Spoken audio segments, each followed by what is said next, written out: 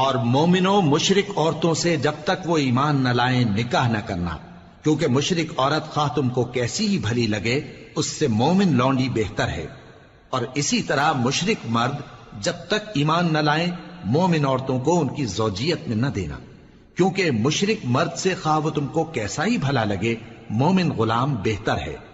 یہ مشرک لوگوں کو دوزخ کی طرف بلاتی ہیں، اور اللہ اپنی مہربانی سے بہشت اور بخشش کی طرف بلاتا ہے، اور اپنے حکم لوگوں سے کھول کھول کر بیان کرتا ہے تاکہ نصیحت حاصل کریں۔ اور تم سے حیض کے بارے میں دریافت کرتے ہیں،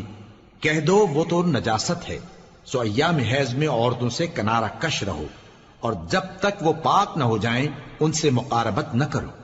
ہاں جب وہ پاک ہو جائیں تو جس طریق سے اللہ نے تمہیں ارشاد فرمایا ہے ان کے پاس جاؤ، کچھ شک نہیں کہ اللہ توبہ کرنے والوں اور پاک صاف رہنے والوں کو دوست رکھتا ہے۔ تمہاری عورتیں تمہاری کھیتی ہیں، تو اپنی کھیتی میں جس طرح چاہو جاؤ،